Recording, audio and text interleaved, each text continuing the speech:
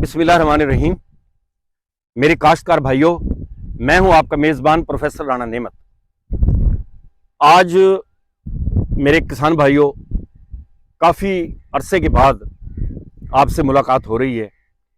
इसमें कुछ मेरी अपनी ये लगा लो कि सुस्ती थी थोड़ी सी, और बाकी कोई सेहत इजाज़त नहीं दे रही थी, गर्मी ज़्यादा थी, इसलिए कुछ दिन से आपसे मुलाकात नहीं हो सकी। तो आज आपसे मुलाकात हो रही है। तो आज मैं जो इस वक्त खड़ा हूँ वो मैं कपास के खेत में खड़ा हूँ। ये मेरी अपनी ज़ाती जो है वो कॉटन है, और ये गंदम के बाद काश्त की है। तो गंदम के बाद जो अप्रैल की, ये मेरे ख्याल 20 तारीख को जो है ये काश्त हो गई थी। तो अब मेरा जो किसान भाई है, मेरी तरह जितने भी मेरे किसान भाई हैं, वो बड़े परेशान हैं, क्योंकि गंदम उनकी अब तक बिकी नहीं है। गंदम ना बिकने की वजह से वो कपास उन्होंने लगा तो ली, लेकिन आगे अब पानी है वो इंतहाई महंगा है। यानी हमारी तरफ तो ट्यूबवेल का पानी जो है 2000 रुपये 2500 रुपये घंटा है, और अगर एक एकड़ के अंदर 2 घंटे पानी भी लगे तो 4-5 हजार रुपये का एक वारे के अंदर पानी लग जाता है। और अगर 4 वारे पानी एक महीने के अंदर लगे तो आप ये देख लें कि ये 20,000 रुपये का तो सिर्फ पानी लग जाता है। अब आज की जो वीडियो मैं जो तैयार कर रहा हूँ खुसूसी, वो ये कर रहा हूँ कि अब इसमें किसान जो है वो पानी की और खाद की बचत कैसे कर सकता है, क्योंकि खाद डालने के लिए किसान के पास कोई पैसे नहीं है। अब फास्फोरस की खाद जो है वो भी अगर नाइट्रोफास ले तो वो 8,000 रुपये की बोरी है, और अगर आप डीएपी लें तो वो भी तकरीबन 12-13 हजार रुपये की बोरी है।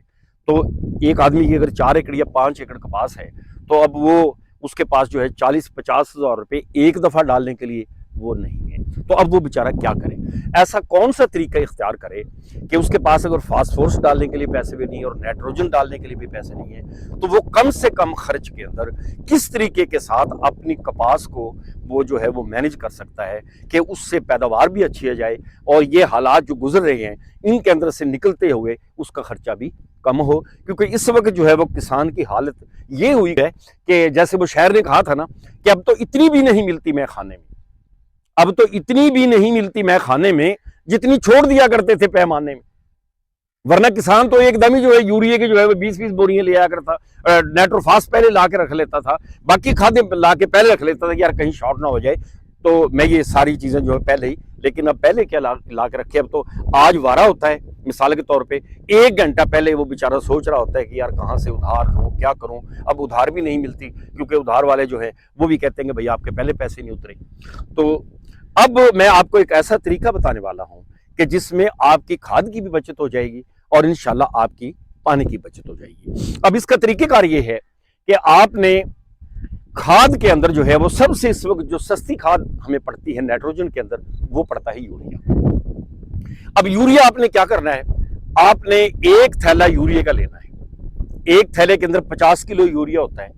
आपने ड्रम के साथ, ड्रम के अंदर जो है वो उसे डाल देना है, और 1 एकड़ के अंदर आपने सिर्फ और सिर्फ 16 किलो यूरिया जो है वो आपने डालना है 1 एकड़ के अंदर। और उसके अंदर आपने और क्या करना है, और आपने ये करना है कि आपने सिर्फ 1 किलो उसके अंदर डालनी है आपने sulphur. 16 kilo urea, 1 kilo sulphur, वो आपने डाल के आपने जो है वो पानी के जरिए फ्लड करना है। ये तो है आम तरीका के जो सारे किसान भाई तकरीबन जो है वो यूरिया को फ्लड ही करते हैं।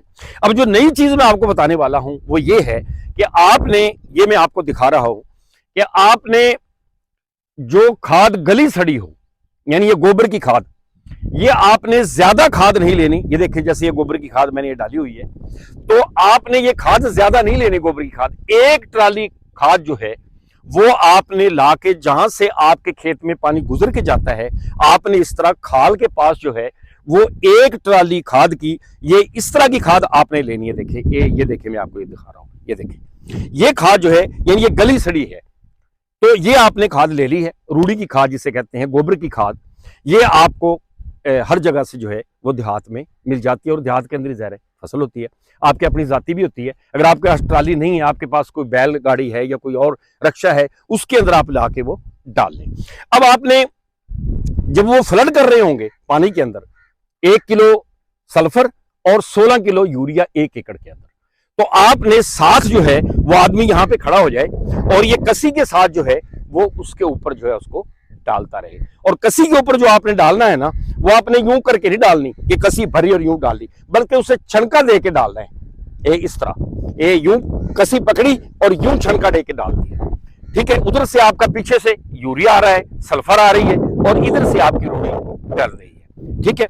नक्के से थोड़ा सा पीछे आपने ड्रम को खड़ा कर लेना है, अब टूटी खोल देनी है। अब आपने आगे क्या करना है, आपने आगे ये करना है कि हर 15-20 मिनट के बाद एक आदमी ने जो है उसके अंदर जो है वो पैर जो है वो मारते रहना है, ताकि खाद जो है वो आपकी खाल के अंदर जो है वो जो इकट्ठी होगी तो वो खाल के अंदर से आगे जो है उसके अंदर चली जाएगी। तो इस तरह क्या होगा कि कुछ मेरे भाई जो फास्फोरस की खाद जो है वो नहीं डाल सके, तो ये आपकी जो फास्फोरस की खाद की भी कमी पूरी कर देती है। और आपकी जो है वो नाइट्रोजन जो होगी वो जहां पे इंशाल्लाह एक आपने 16 किलो डालनी है तो वो इंशाल्लाह एक बोरी जितना असर करेगी। अगर आप 16 किलो भी नहीं डाल सकते ना, आप सिर्फ जो है उसके अंदर 10 किलो ही डाल दें। हर वारे आप 10 किलो ये डालते रहें और आप जो है उसके अंदर जो है इसी तरह ये रूढ़ी जो है, एक बात मेरे किसान भाइयों आपने याद रखनी है कि आपने जो ये रूढ़ी डालनी है ना, ये ज्यादा नहीं डालनी। आपने ये रूढ़ी 1 एकड़ के अंदर ज्यादा से ज्यादा जो है आपकी जो रूढ़ी जाए तो एक ट्राली का चौथा या 5वां हिस्सा जो है एक दफा में जाना चाहिए। क्योंकि अगर आपने ज्यादा रूढ़ी डाल दी ना और गर्मी पड़ जाए तो उससे फिर वो साड़ की कैफियत भी पैदा हो जाती है। अब इससे आपका पानी का फायदा क्या होगा, आप सोच रहे होंगे कि भाई चलो ये आपने जो है खाद का तो हमें फायदा मिल जाएगा, हमें पानी का फायदा क्या होगा।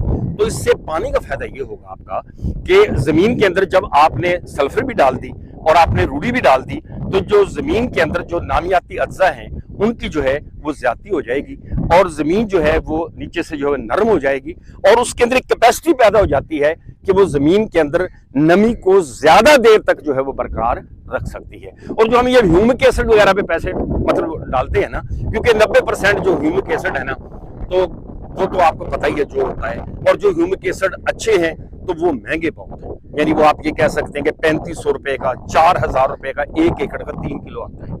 तो उसकी बजाय आप 4000 रुपए की आपकी 2 जो ट्राली है वो रूढ़ी की आ जाएगी। यानी अगर आपकी फर्ज को 1000 रुपया रूढ़ी जो है वो आपकी घर की होगी तो वो लेंगे आपका भराई का और जो है ना वो लाने का। तो इस तरीके के साथ आपकी रूढ़ी जो है वो सस्ती पड़ेगी और रूढ़ी से जो है जमीन की जो तभी साख्त है वो भी अच्छी हो जाएगी। अब आपका दूसरा फायदा क्या होगा, इसके अलावा आपका फायदा यह होगा कि जब आप कॉटन को इस तरीके के साथ नाइट्रोजन ऐसा ऐसा देंगे तो आपकी जो कॉटन की बढ़ोतरी है वो यकदम नहीं होगी, नंबर 1। नंबर 2 होगा कि आपकी जो कॉटन है उसका जो कलर होगा ना एकदम जो है वो आप ये कह सकते हैं कि काला स्याह नहीं होगा, ज्यादा सब्ज नहीं होगा। तो जब ज्यादा सब्ज नहीं होगा तो उसके ऊपर पेस्ट का जो हमला है वो भी कम होगा और दूसरा पौधा जो होगा साथ साथ आपका फल उठाएगा और साथ साथ जो है वो आपकी कपास की जो है वो बढ़ोतरी होती रहेगी। तो इस तरीके के साथ आपने ये ऐसा ऐसा जो है इसके ऊपर जो है ये खाद जो है इस तरीके के साथ आपने डालते रहना है। इसके अलावा अगली वीडियो में आपको बताऊंगा कि जिन जो साहिब हैसियत हैं वो फिर गर्मियों के अंदर दूसरी खाद जो है वो किस तरीके के साथ डालें कि जो रूढ़ी नहीं डाल सकते हैं। तो रूढ़ी हर बंदा वैसे तो डाल सकता है, क्योंकि पैसे से अगर खाद आ सकती है तो रूढ़ी आप मोहल्ले के भी डाल सकते हैं। तो ये इस तरीके के साफ करके देख लें। मेरा ये मैं 2 साल से ये तजर्बा कर रहा हूँ और ये तजर्बा बड़ा कामयाब तजर्बा है और अल्लाह ताला के फजल करम से इससे औसत भी अच्छी आ जाती है, जमीन की तभी साख्त भी अच्छी हो जाती है। इसके अलावा इसके बाद जो हम फसल काश्त करते हैं क्योंकि इसके अंदर रूढ़ी की मिकदार काफी हो जाती है इस तरह, तो फिर अगली फसल जो है वो भी बहुत अच्छी होती है। उसके अंदर अगर खाद थोड़ी भी डाल देना तब भी फसल जो है वो बहुत अच्छी आती है। अब मैंने इसके अंदर पहले जो गंदम काश्त की थी, पहले मैंने कपास काश्त की थी, तो गंदम की जो मेरी औसत थी वो भी अल्लाह ताला का शुक्र है कि वो 3 SSP डाली थी मैंने और उसके अंदर मेरे ख्याल 1.5 बोरी यूरिया की डाली थी और अल्लाह ताला के कर्म फजल से 50 मन एकड़ की गंदम भी आ गई थी। तो इस तरह आपकी ज़मीन की तभी साख्त भी ठीक हो जाएगी, खर्चा भी कम होगा और आपकी जो है बाकी जो परेशानियां हैं पैसे वाली वो भी आपकी इंतहाई कम हो जाएंगी। तो ये तजर्बा आप ज़रूर करें। अगर कोई बात रह गई हो तो आप जो है वो कमेंट्स के अंदर जो है वो पूछ सकते हैं। तो अल्लाह तबारक ताला मेरे किसान भाइयों की जो मुश्किलात हैं उनको जो है दूर करे, उनके लिए आसानियाँ पैदा करे। और अगर आपको मेरी बातें पसंद आई हैं तो आप चैनल को सब्सक्राइब कर दें और इसको जो है वो शेयर भी कर दें, ताकि जो मेरे दूसरे किसान भाई हैं उनको भी जो है ये तमाम बातें जो हैं वो घर बैठे मिलती रहें। मेरे तमाम किसान भाइयों को बहुत बहुत शुक्रिया।